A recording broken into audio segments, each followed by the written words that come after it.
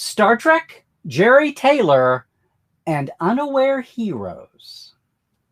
Today on Trekland Tuesdays Live, with me, Dr. Trek, Larry Nemecek, coming at you right here from the heart of Trekland through Portal 47 for some sanity, clarity, and the big picture in all things Star Trek. Hey, everybody, happy Tuesday. Especially happy Tuesday for me. I had a bit of a bug the last couple of days. Slowed me down a little bit, but here we are. Glad to have you with us. Maybe have a thought about what I'm saying, because yes, this has just dawned on me. I mean, it's a recurring theme. Star Trek, Jeri Taylor, and Unaware Heroes. And you're going, Larry, what the heck is that? What do you mean? Can you see this? Oh, that's not bad. Can you see who that is? This is the Voyager, my good friend, well, Lolita, Dave Zappone, and his crew, Joe there, David. That's Jeri Taylor in the purple sweater. Jeri has not been much a part of fandom and talk culture and memories and all of that. That's the Voyager documentary crew. And yes, they got Jeri on camera. It's not that Jeri's a hermit or a recluse or anything like that. She's an example of, maybe an extreme example of what happens to some of our creatives across the board, but our creatives, especially here in Star Trek, because that's what we're focused on, right? What brought this to mind was Lolita posted that on her Facebook, and then the Voyager documentary. If you're not there, you should follow it. The Voyager documentary posted the same thing. They had to go up to Jeri's place in Northern California. She lives on the coast, a little community. Her husband, David, passed away a couple years ago, and it's been a rough time, but she's been in really good spirits lately. She left Voyager when she retired. And I'm saying all this because Jeri has, when I say suffered, no, not suffered. Jeri has labored under the delusion that back in the day, she talked to everyone, including me. I have hours of interviews with her on tape. Nothing on video, of course, but on tape. Good stuff. Some of it's been in my books, magazines. There's a lot of these interviews. That's what On Speaker, my CD series, was all about. Getting some of the stuff that's never been used anywhere out. Unlike Mark and Ed, I didn't like take everything and put it into books. I used a lot of it in books, pieces, magazine articles. But I've never taken all of this stuff and put it together. I'd have a pretty good Berman era, start to finish, top to bottom view here, or most of it. But no, Jeri Taylor felt like she had done her piece. She had raised kids. She'd had 2 marriages. She retired. She has an amazing life, which deserves to be told in its own right. And I hope that's part of the documentary. That Jeri started off as a housewife with kids. When she was Enberg's wife, the sportscaster, Dick Enberg. And then they divorced, and she had the kids and had to make a living and wound up getting herself into writing. And then producing, and and even directed some. And in that pathway, she got to know Michael Pillar. She worked on Quincy, Medical Examiner. Oh, just several shows, but she was a known force, what they eventually called a triple threat. She was a writer, director, producer. And I bet tons of you in Trekland have no idea about any of this. I mean, it's in my books as an introductory bio, but there's never been anything focusing on Jeri. And part of that is because Jeri's extremely humble. She knows what she likes. She works well with others, obviously, in a creative environment. She came to Star Trek as one of the tryout writers. There'd been many, many, some of them with great credentials. And she's one, though, that instantly stuck. 4th season, Next Generation. And was able to both come up with her own ideas and take other ideas and refine them, or trouble scripts and stories and make them work. All just as Mike Pillar was needing to step back to help Rick develop DS9, getting into the 6th, Jeri had been around for a year and a half and was there to step up and take the reins and basically run the show to the end until Michael kind of came back to help end it off. All this to say is then her original, of course, was the heart behind Catherine Janeway. They had a black captain, African-American captain, the next landmark for Shin. It's amazing now with all the hubbub, still today, 20 years later, 25 years later, coming up on 30, that we have, sexism, genderism issues. That was some early 90s. It was obviously a big deal. There seemed to be more pride around it.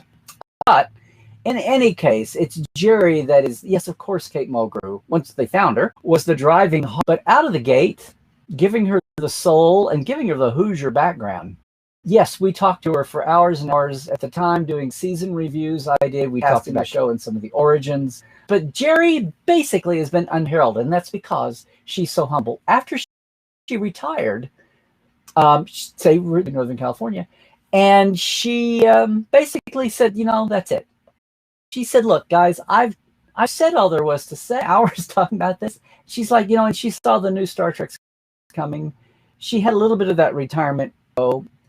And most of all, in the 90s, the first few years after she retired, Voyager especially had not been felt. But that's never, you throw the rock, you look at the rock, and you kind of got brown pebbly stones, it's kind of, that's a rock. You throw it in the pond, and after you throw it in the pond and the ripples are going to go. It has almost nothing to do with the shape of the rock after the first ripple or two is made. And it's what's happened with all the Star Treks.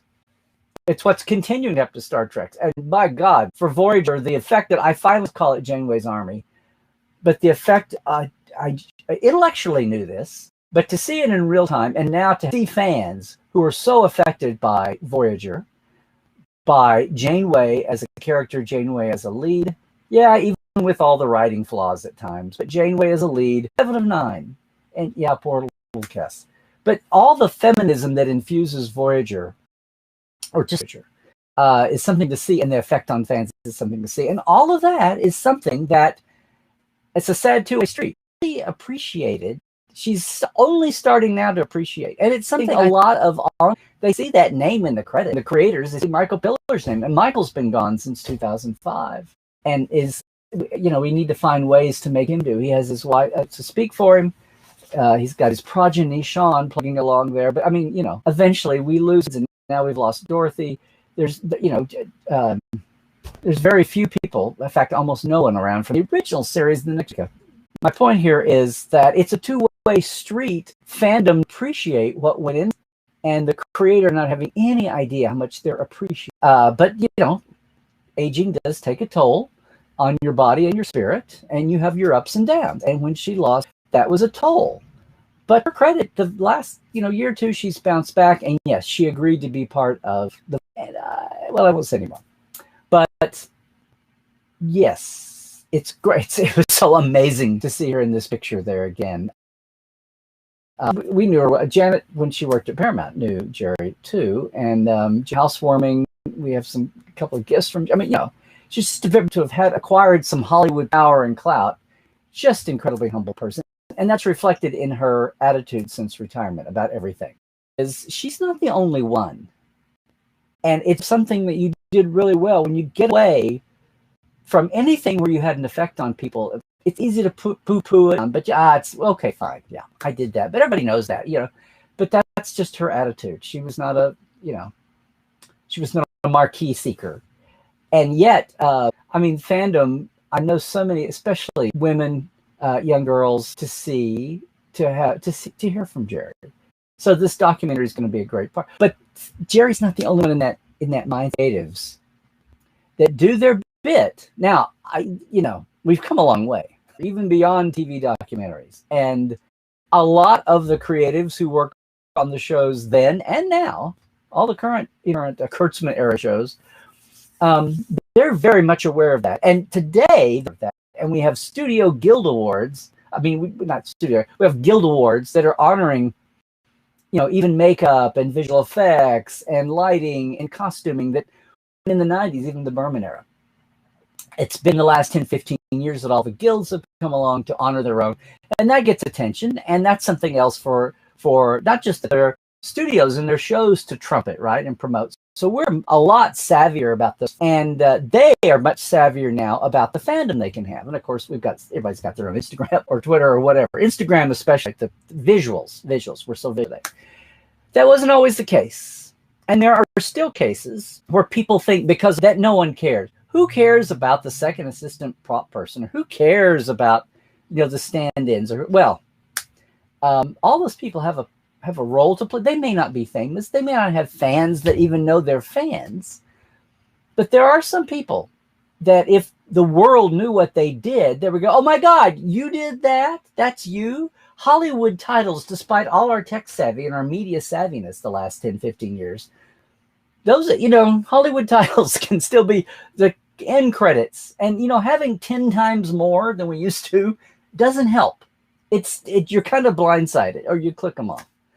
I mean, I'm going to take a poll someday of the people that are pissed because streaming services make it so hard to look at end credits when you want to. You have the option to skip the opening theme.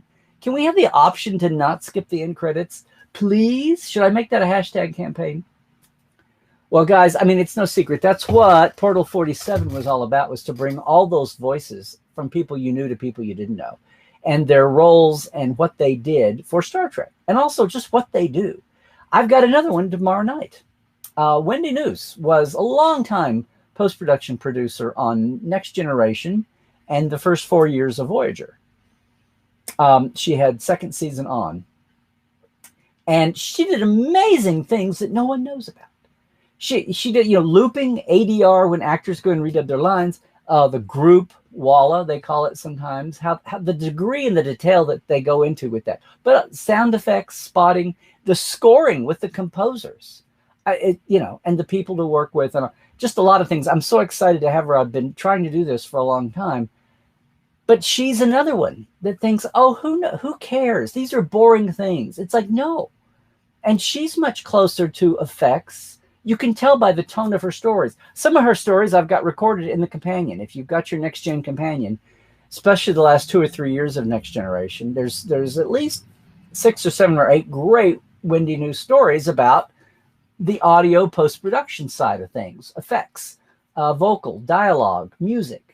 And yeah, the composers have their own thing. And the sound effects makers, like Jim Wilmington in this case, back in the original series, Doug Grindstaff. Isn't Grindstaff a great name for a sound effects guy? They had those stories that are just amazing. And it's just one more level that brings Star Trek alive. It brings media and creativity alive. And they're just awesome. And to hear things 1,000 times, in the case of the original series, or even memorable moments that you still remember from Next Gen and DS9 and Voyager, even though it's only been 30 years, you've heard those over and over again. But those are such tangible things. And those people, many times, they're almost in denial about anybody would care to hear their boring stories. There's 8 or 10 people out there, I'll have everybody come over to the house some night. We'll sit around and I'll tell some stories. It's like, no. The hard part is, what's been our venue for this? Well, there's interviewing, magazine interviews. Hey, I've done my part. I've tried. But there's only so much ink and paper you could do. Today on podcasts, we've got that, right? We've got YouTubers. That's where some of us are trying to fill the gap. That's where my Portal 47 comes in, though, because it's a consistently reliable, and recognizing that it's not the hugest audience. So that's really a give that I know those people, and I want to get them out to the world. And that's what Portal 47 is about, really, as an urge and an itch for me. It's a business, but it's something I feel like is a worthwhile business. And all of that is so worthwhile. But see, Wendy and Jeri are just two of that cadre of folks and we've lost so many of them who didn't get to tell their stories or didn't get to appreciate that fans would eat that up, would get it. That fans of Star Trek or fans of anything are on a higher plane than average, Joe and Jill audience out there, the armchair audience. If you're a fan of something, you get it. And I think a lot of the early Trek folks did, Bill Tice went to cons. I think Fred Phillips went to con, makeup guy. I mean, I don't know if Irv Feinberger ever got to a con. I think he probably did at least one. Here in LA, it was nothing. Get out of your car, roll out of bed, and drive over. Those years, but early. So, we do occasionally see behind the scenes folks at Vegas Con Comic-Con's almost your best bet. You can see a lot of folks there from different by fields. But again, it's such a, you've got to get in the room. Nobody's trumpeting that and promoting that. And as a broad base beyond the con-going audience, or even people who stumble into it online. That's what I'm saying. The current generation of Star Trek, but CBS, oh my God, they're putting the spotlight on the creatives like never before. It's just where we are. They're needing the content to feed all this, which is a win-win for everybody. But there's a donut hole of time there, and there's still people who are just down below leaders. There are all kinds of. Bob Blackman was an incredible designer. Carol Kuntz was his costume coordinator, and there were all kinds of details she would know. But she was so humble. She was, oh, Bob is the designer. Bob is the. And it's that way throughout media. There are the humble types who just they take pride in their work. They get the job done. And until somebody comes along, like, say, Ira doing his DS9 documentary, and there's not that many there, but there are some. We've got first assistant directors there and directors. That's another untapped resource, because there are the regular directors of shows and then there are the one-offs, and they're all valuable and they're all great to know what was going on. It takes a documentary sometimes, like with Jeri, like with the Voyager doc here, like with some of the others that are out there. It takes a documentary sometime to lure those people out to say, no, no, no. Bless his heart. The late great Charlie Star Trek, Charlie Washburn, was writing a book. He had a couple of chapters done when he passed. It's been nearly 10 years now. That's scary. And I got to befriend him the last 4 or 5 years. I did a memorial to him on Tuesday. Well, it hasn't been 10 years if I did a memorial on Tuesday, but he got out to interview Joe Pevney, the director, at a retirement center out in the Palm Springs desert area, and got an interview with him, and I know other people have done interviews with Joe Pevney. I think there's one in the Star Trek interviews book from the 80s.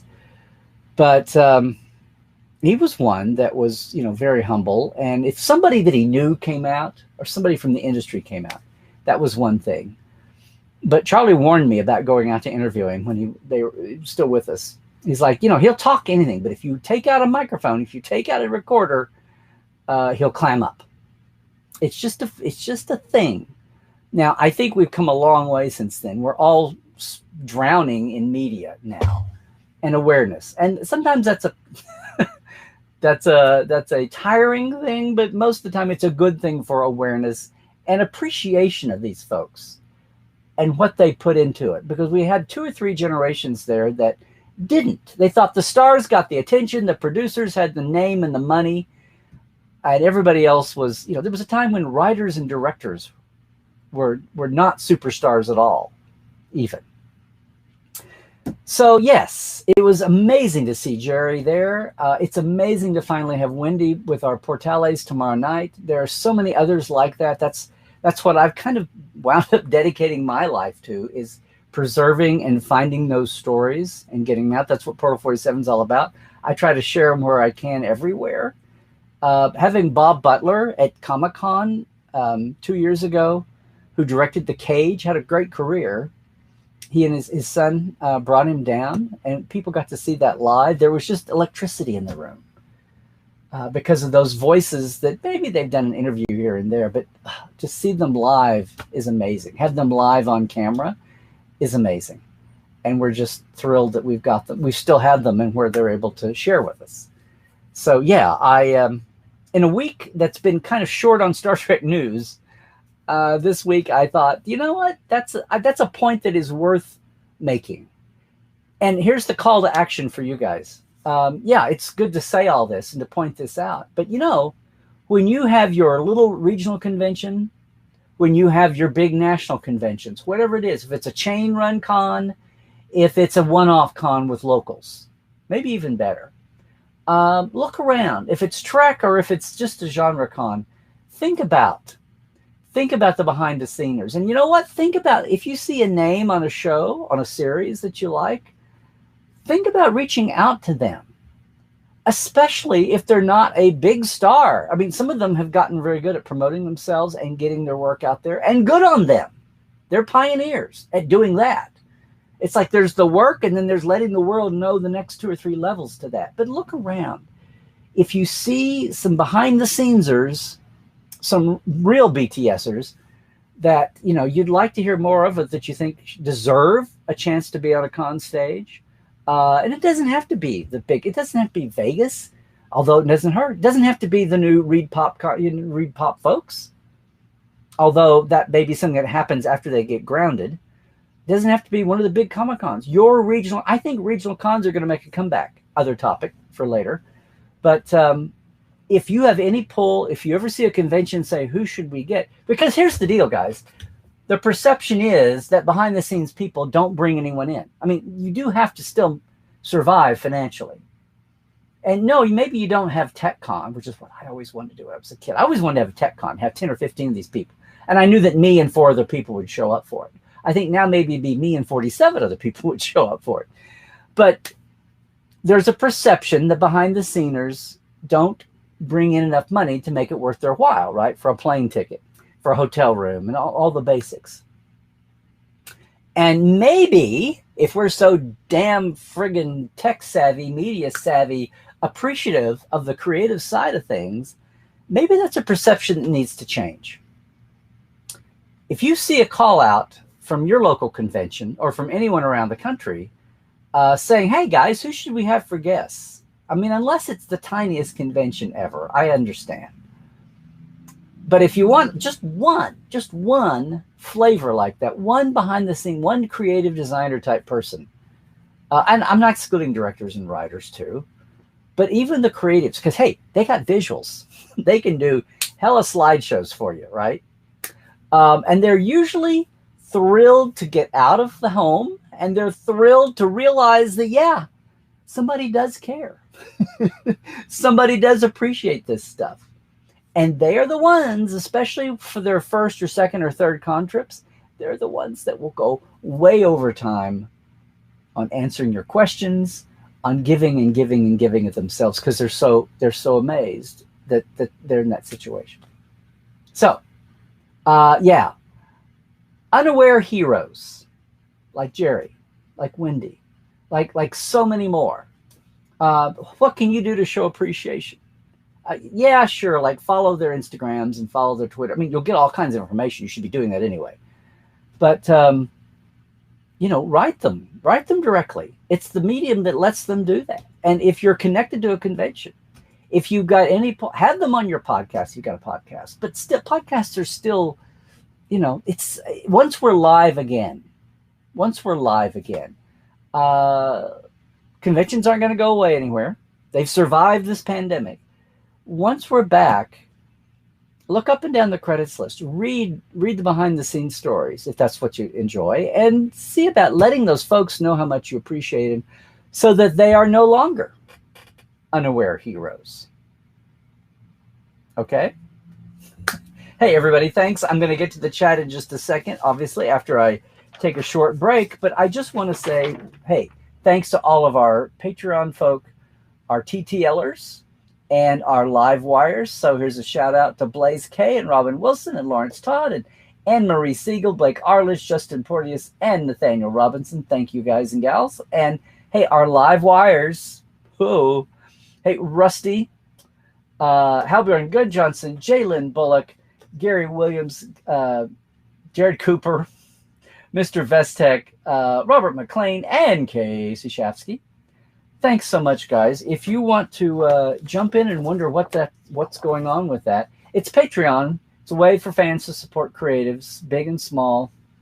Subscription, or just as a one-off project, go to patreon.com. You can look at the vast array there is there. Mine is patreon.com, Trekland Live. It's very simple. I've got a $5 and a $10 tier. Don't have a big hoop-de-doo about perks and levels. It's very simple. If you like supporting me with the multi-stream here and growing it, like we finally started doing this last year, I really appreciate it. Every little bit helps. $5 is this shout out, and $10 is a shout out, and the early Portal 47 interviews with just these kind of folks I've been talking about. And yes, I'm way behind on those guys and gals. I will get on that very soon, okay? Otherwise, hey, if it's Tuesday, it's a Tuesday twofer, and that means that there was a new Trek Files today. Talk about behind the scenesers. Gerald Freed, or Jeri Freed, if you're... This week I learned that he, besides his Star Trek music composing and scores for the original series, he did 39 episodes of Gilligan's Island and like almost all of The Man from U.N.C.L.E. and just an amazing, talk about a range there, huh? But yeah, Jeri Freed. The video that I did of him in 2012 at the La La Land launch of the TOS complete soundtrack, where he played on oboe, because he was originally an oboe player. He played on oboe a medley of a suite of his 3 most famous themes from Star Trek, including the Amok Time fight theme and Finnegan's Jig from Shore Leave and all of that. And it just melted everybody's heart. And the video, long story to that, but the video is on YouTube. You should check it out. It's my highest watched video, I think, in 10 years. Gerald Freed is our guest on the Trek Files. And we start off with a note from Bob Justman to him after This Side of Paradise. I'm sorry, the Paradise Syndrome. I always do that. But it's great. It's great to hear his voice, and he's funny, too. So give a listen, right, at the Trek Files on Facebook and all of that. You can see the memos, of course, too. And hey, this week, Life Support Live with Dr. Ali and Dr. Trek. One of us is a real doctor. We will be boldly going through uncertain times again, as we do every week at 10 on Saturday live, just like this. Wherever you're watching me now, you can watch on Saturday morning at 10 a.m. Pacific and 1 Eastern and 6 British and 7 Central Europe time. We've got the theme is already picked out for this week. It's Ferengi mental health and you. So we're going to be looking at all aspects of the Ferengis. We're going to be geeking out, but we're still going to have a human connection and come away with some tips for daily living for you, because we always learn by contrast. Correct? Anyway, yeah, jump us with Trek Files if you can. And hey, one more shout out and an update here. The Friends of Michael Braveheart GoFundMe for his medical issues, only $3,000. It's up to $1,665 currently, so he's halfway home. He's doing better, getting better after his last heart attack. It's just life support, speaking of. He's doing okay, but he's doing some therapy and some things for, mobility and all of that. And really, really appreciates everybody who sends him a GoFundMe is... I think most everyone he's getting a little personal thank you back. So check it out. Go check out the page on GoFundMe. I'm just, again, a behind the scenes-er, somebody who was Dr. Crusher's nurse and never got to speak a word. They let Ogawa do that eventually. But he was there so long and got promoted in the end. We're trying to have him on Portal 47 too, and then share that. So everybody, maybe some food for thought today, right? At a time when there's not a lot of Trek so much happening, we're a little introspective, but things are coming down the pike, and the other 2 shows too. We're all trying to turn the corner on this damn pandemic and get there, get back to cons, get back to production, get back to our regular lives in the safe way. So yeah, I did get my second shot last week. I took my stickers over there, forget it. But if you're following me on socials, you saw. We're going to get there. We're going to get there. If everybody does their part. This is like World War II. This is just like World War II. Hashtag for the duration. Okay? We all do our part. Other than that, guys, wherever you are with me now, hey, my Twitter is the same as the YouTube, just Larry Nemecek, and my Instagram is the same as the Facebook, Larry Nemecek's Trekland. And yeah, I mentioned portal47.net. I haven't been big on pushing Portal 47 this year. So far, we've been doing a lot of other things. But we would love to have you. It's like a mini-con all year long, several features every month, portal47.net. Now, I'm going to take a break here, just a short break. I'll be right back. Don't go away. We'll get at the chat, and we'll get at Parrot Analytics. But hey, if you're leaving me now, please, if you're seeing this later on Facebook, on YouTube, I'll just say it right now. Stay healthy, okay? Do all the things you're supposed to. Stay woke. Check your sources, okay? Consider where it's coming from. And, yeah, trek well, everybody.